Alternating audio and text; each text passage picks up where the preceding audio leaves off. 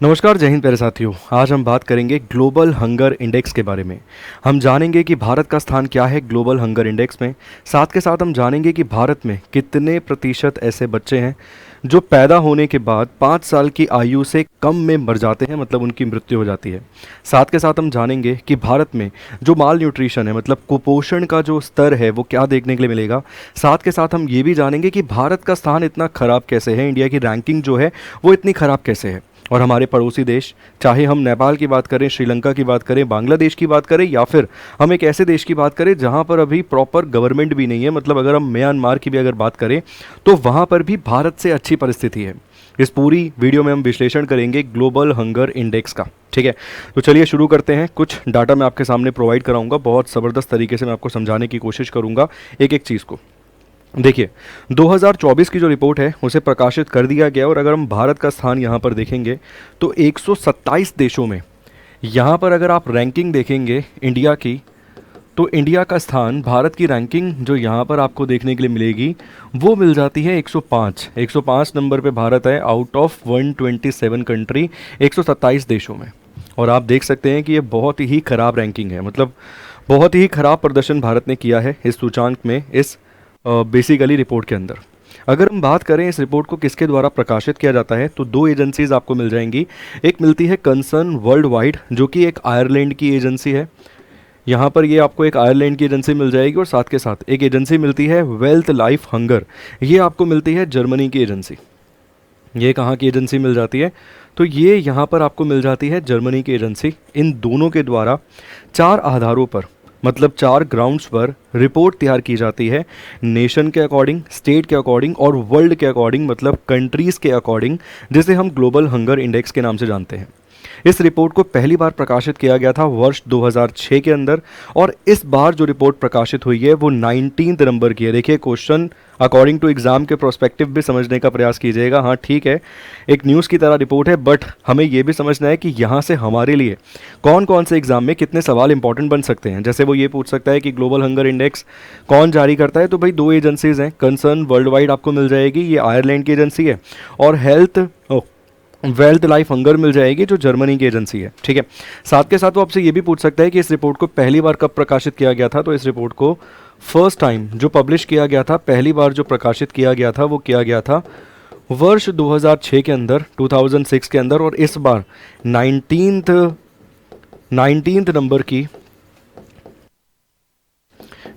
Number की जो ये रिपोर्ट है उसे पब्लिश किया गया है। ठीक है, अब यहाँ पर वो 4 ग्राउंड्स कौन कौन से हैं जिनके बेसिस पर इस रिपोर्ट को पब्लिश किया जाता है। तो देखिए, पहला ग्राउंड आपको मिल जाएगा अंडर नरिशमेंट। इसका मतलब सिंपल सी भाषा में अगर आप देखेंगे तो यहाँ पर 5 साल से कम उम्र के जो बच्चे हैं, जितना भरपूर मात्रा में पौष्टिक आहार, देखिए सर, आहार मिलना, अब मान लीजिए मैं आपको बोल देता हूँ ठीक है, सूखी 2 रोटियाँ आपको खानी है, या आपको केवल ना चावल खाने हैं पानी के साथ, तो क्या वो संपूर्ण मात्रा में आपको पोषण या पौष्टिक जो आहार आपको मिलना चाहिए, न्यूट्रिशंस जो आपको मिलने चाहिए, वो मिल रहे हैं क्या?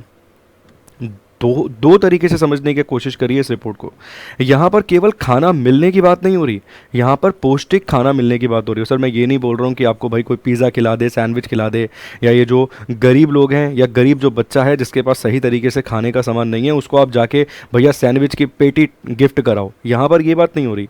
यहाँ पर बात हो रही है क्या उसे भाई दाल मिल पा रही है, क्योंकि दाल में आप समझ सकते हैं प्रोटीन होता है। इसके अलावा क्या उसे वो सब चीज़ें मिल पा रही हैं जिससे उसकी बॉडी, उसके शरीर का विकास हो।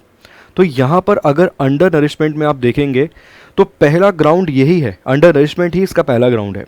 दूसरा ग्राउंड अगर आप देखेंगे तो यहाँ पर है चाइल्ड वेस्टिंग।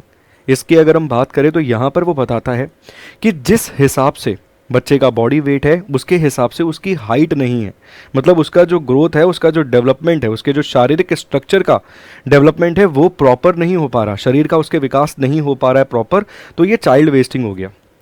थर्ड अगर यहाँ पर आप देखेंगे तो चाइल्ड स्टनिंग है। यहाँ पर भी वो बताता है कि भाई मान लीजिए उसकी जो आयु है, उसकी जो एज है, उसके हिसाब से उसकी हाइट नहीं हुई है। मतलब मान लीजिए 4-4.5 साल का बच्चा है, और अगर आज भी उसकी हाइट मान लीजिए 2.5 फीट के आसपास है, 2 फीट के आसपास है, तो उसका जो शारीरिक विकास है, उसकी जो हाइट है वो सही तरीके से नहीं निकल रही है। और चौथा अगर आप पॉइंट देखेंगे तो ये है चाइल्ड मोर्टेलिटी, मतलब बच्चा जब जन्म ले लेता है और 5 साल से उसकी आयु कम है, ऐसे कितने प्रतिशत बच्चे हैं जिनकी मृत्यु हो जाती है, जिनकी डेथ हो जाती है। उदाहरण के तौर पे, एग्जाम्पल के तौर पे अगर मान लीजिए मैं बोल रहा हूँ, भारत में 1000 बच्चे जन्म लेते हुए 3% बच्चों की मृत्यु हो जाती है। लगभग आसपास ही डाटा मैंने आपको बताया है, 2.9% इस समय डाटा चल रहा है। तो मैंने एक अप्रॉक्सीमेट 3% डाटा आपको बता दिया कि 1000 बच्चों पे 3% बच्चों की मृत्यु हो जाती है। तो कई बार जब छोटे नंबर पे आप इसकी कल्पना करते हैं तो आपको बहुत छोटा लगता है कि जैसे मान लीजिए मैंने बोला 100 पे 3%, तो आपको लगेगा ठीक है 3 ही तो बच्चे हैं। मगर इसको जब आप बड़े स्केल पर सोचेंगे ना, 1000 पर, 10,000 पर, 1 लाख पर, 10 लाख पर, 10 करोड़ पर, तो आपको ये नंबर जो है वो बड़ा होता हुआ और बहुत बड़ा होता हुआ नजर आएगा। तो भारत में 3% मतलब 2.9% बच्चे ऐसे हैं जिनकी आयु 5 साल से होने से पहले उनकी मृत्यु हो जाती है, जस्ट बिकॉज ऑफ उन्हें प्रॉपर न्यूट्रिशियस फूड नहीं मिलता है। जितना उनके शरीर को आवश्यकता है उस प्रकार का उन्हें भरपूर खाना जो है वो नहीं मिलता है। ठीक है, भारत की रैंकिंग यहाँ पर आपने देख ली। भारत का स्थान क्या है? भारत का स्थान यहाँ पर 105 आपको देखने के लिए मिल जाएगा आउट ऑफ 127 कंट्रीज। 127 देशों में से भारत का ये स्थान है। ठीक है, इसके साथ साथ अगर हम बात करें भारत के स्कोर के बारे में, तो देखिए एक इस तरीके का मीटर जो है वो आपको देखने के लिए मिलता है इस रिपोर्ट में। एक इस तरीके का मीटर आपको देखने के लिए मिलता है जिसमें कॉलम्स बनाए गए हैं, जिसमें क्या है भाई, जिसमें कॉलम्स बनाए गए हैं स्कोरिंग के लिए कि भाई इतना स्कोर है, इतना स्कोर है, तो आप अच्छा परफॉर्म कर रहे हैं, अच्छा परफॉर्म नहीं कर रहे। तो सबसे पहले अगर आप देखेंगे तो 9.9 यहाँ पर स्कोर बताया गया कि भाई इससे कम अगर स्कोर है। उसके बाद बताया गया है 10 से लेकर 19.9 के आसपास का स्कोर। उसके बाद बेसिकली बताया गया है 20 से लेकर 34.9 का स्कोर। उसके बाद बताया गया है 35 से लेके 49.9 का स्कोर। और एक और लास्ट में आपको मिल जाएगा, वो है अबव 50। ठीक है, 50 से ऊपर जो है। तो देखिए अगर इससे कम कोई कंट्री है, देखो ध्यान से समझना, अगर कोई कंट्री है जहां पर ये जो अंडर नरिशमेंट का डाटा है, मान लीजिए 1% है, मतलब 1 है, मतलब 1000 पे 1% है। चाइल्ड वेस्टिंग जो है वो भी 1% मान लीजिए, चाइल्ड स्टनिंग जो है वो भी मान लीजिए 0 पॉइंट कुछ है, और मोर्टेलिटी रेट भी मान लीजिए 0.2% है। तो जो कंट्री जीरो से जितना पास में है, जितना नियर वो कंट्री जीरो के आपके नज़र आ रही है, उनकी रैंकिंग उतनी ही अच्छी है, उतना ही बेहतर वो परफॉर्म कर रहे हैं ग्लोबल हंगर इंडेक्स के अंदर। ध्यान से समझना, कई बार ये कंफ्यूजन होती है हमें। जो कंट्री जीरो से जितना नियर है वो उतना अच्छा परफॉर्म कर रहा है ग्लोबल हंगर इंडेक्स के अंदर। तो जो यहाँ पर होगी वो कंट्री बहुत अच्छा परफॉर्म कर रही है। मतलब ये आप जो 9.9 वाला कैटेगरी है उसे आप किस में रख सकते हैं, तो उसे आप गुड बेसिकली जोन में रख सकते हैं कि भाई वो जो है वो सही परफॉर्म कर रही है, मतलब इसे आप लो में रख सकते हैं। ठीक है, ये लो हो गया यहाँ पे, ये मॉडरेट हो गया यहाँ पे, ये वाला लेवल कौन सा हो गया, मॉडरेट हो गया। इसके अलावा अगर हम बात करें 20 से लेके 34.9 वाले की, तो 20 से लेके 34.9 ये सीरियस हो गया। ठीक, यहाँ पर मतलब सीरियस कंडीशन है, कंडीशन जो है ख़राब है। यहाँ पर अलार्मिंग सिचुएशन है कि अगर आपने अभी नहीं संभाला तो भाई नहीं संभलेगा। और यहाँ पर है वेरी अलार्मिंग, मतलब निकल गया है भाई, जो समय था वो निकल गया है, अब आप संभाल नहीं पाए, इस तरीके से आप मान सकते हो। यहाँ पर वेरी अलार्मिंग हो गया। तो भारत इस, अगर आप इसे स्केल मान ले तो भारत इस स्केल में कहाँ रेट करता है और भारत की इस समय रेटिंग क्या है अकॉर्डिंग टू दिस स्केल। तो भारत की जो रेटिंग है वो 27.3 आपको देखने के लिए मिलेगी। मतलब इंडिया की जो कंडीशन है वो सर यहाँ पर सीरियस आपको नज़र आती है, सीरियस कंडीशन वाली कैटेगरी में भारत यहाँ पर नज़र आता है। क्योंकि भारत का इस इंडेक्स में स्कोर का मतलब ये नहीं है कि भारत की रैंक क्या है, रैंक आर डिफरेंट। मतलब रैंक जो है 105 है, स्कोर स्केल के अकॉर्डिंग, मतलब जीरो से भारत कितना दूर है। तो भारत का जो स्कोर यहाँ पर आपको देखने के लिए मिलेगा वो है 27.2। अगर पिछले कुछ सालों में आप देखोगे, 2000 बेसिकली 6 से ये शुरू हुआ है, मगर अगर 2016 से आप देखोगे इस पूरे के पूरे इंडेक्स को उठाकर और प्रॉपरली इस स्केल को उठाकर, तो भारत ने डेफिनेटली अच्छा परफॉर्म किया है सर। भारत सुधार कर रहा है, मगर बहुत धीमी गति से सुधार कर रहा है, ये चीज़ मैं खुले शब्दों में कहना चाहूँगा। हमें इससे ज़्यादा तेज़ गति से सुधार करने की आवश्यकता है। ऐसा क्यों? तो ये जो 4 ग्राउंड है ना, यहाँ पर भारत का डाटा लिख लीजिए। ये जो 4 ग्राउंड मैंने यहाँ लिखे हैं ना, यहाँ लिख लीजिए भारत का डाटा। भारत में ये डाटा देखकर आपको समझ आ जाएगा कि हमारे देश में क्यों ये कंडीशन सीरियस है। चाइल्ड मोर्टेलिटी रेट आपको देखने के लिए मिलता है 2.9%, तकरीबन इसे 3% मान लीजिए। मतलब अगर हमारे देश में 1000 बच्चा जन्म लेता है तो 5 साल होते होते ऐसे 30 बच्चे होते हैं जिनकी मृत्यु हो जाती है। और छोटे स्केल पे डाटा बता रहा हूँ, यही आप 10 लाख के हिसाब से, 10 करोड़ के हिसाब से इस तरीके से सोचेंगे तो आपको खुद ब खुद समझ आ जाएगा कि ये डाटा जो है कितना बड़ा है।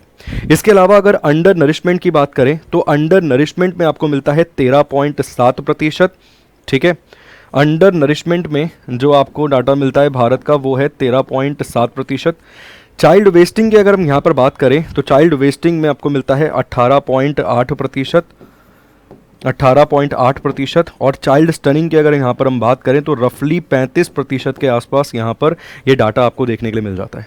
ठीक है, हम अपने पड़ोसियों से कंपेयर करें तो देखिए पाकिस्तान तो आप समझ सकते हैं उसकी हालत बहुत ख़राब है, अफगानिस्तान की हालत भी बहुत ख़राब है, मगर नेपाल की तुलना में भारत का स्थान जो है वो ख़राब है। मतलब नेपाल की रैंकिंग भारत से अच्छी है, बांग्लादेश की रैंकिंग भारत से अच्छी है, श्रीलंका की रैंकिंग भारत से अच्छी है, चाइना की तो सिंपल सी बात है होनी ही है, इवन म्यांमार की रैंकिंग जो है वो भी भारत से अच्छी है। मगर क्या भारत और इन देशों की तुलना करना सही है? तो देखिए मैं कड़े शब्दों में कहूँगा कि भारत के साथ इन देशों की तुलना करना सही नहीं है, क्योंकि वास्तविकता तो यही है कि भारत की जो जनसंख्या है, आबादी है, वो इन देशों के कंपैरेटिवली 5-10 गुना से भी ज़्यादा देखने के लिए मिलती है, जिसके चलते हमें बड़े व्यापक स्तर पर सुधार करने की आवश्यकता है। बट नेपाल, श्रीलंका ऐसे देशों के साथ हमारा कंपैरिजन नहीं होना चाहिए, क्योंकि भारत एक बहुत ही ज़्यादा पॉपुलेशन वाला देश है। सबसे ज़्यादा दुनिया में पॉपुलेशन इस समय हमारे ही देश में है, सबसे ज़्यादा जनसंख्या वाला देश हमारा ही है। ठीक है, उम्मीद करता हूँ जितने डाटा की इसमें आपको आवश्यकता थी वो सारा का सारा डाटा मैंने आपको प्रोवाइड करा दिया है। साथ के साथ याद रखिएगा जो 2023 में भारत का स्थान था, 2023 में जो भारत की रैंकिंग थी वो 111 थी। आउट ऑफ कितना मिल जाएगा, तो आउट ऑफ 125 कंट्रीज़ में से ये आपको स्थान देखने के लिए मिलता है। बट यहाँ पर जो ग्राउंड्स थे वो अलग थे, इसीलिए इस डाटा का अब मुझे नहीं लगता कि कोई इतनी इंपॉर्टेंस बचती है। बट ये वाली याद रखिएगा 105 आउट ऑफ 127 कंट्रीज। ठीक है, मैं चाहूँगा कमेंट बॉक्स में कमेंट करके आप 4 सवालों के जवाब दें, एक नहीं 4 सवालों के। प्रॉपर सुनिएगा। पहला सवाल तो ये है कि नेपाल और श्रीलंका का स्थान क्या है। दूसरा सवाल ये है म्यांमार और बांग्लादेश का स्थान क्या है। तीसरा सवाल है टॉप करने वाला पहला देश कौन सा है, और चौथा सवाल है टॉप करने वाला दूसरा देश कौन सा है। ठीक है, आशा करता हूँ कंप्लीट सही तरीके से आपको चीज़ें समझ आ गई हैं। वीडियो अगर अच्छी लगी है तो लाइक ज़रूर कीजिएगा, शेयर भी ज़रूर कीजिएगा, और इसी प्रकार की और वीडियोस के लिए कमेंट भी कीजिएगा ज़्यादा से ज़्यादा। थैंक यू सो मच, बहुत बहुत शुक्रिया। God bless you.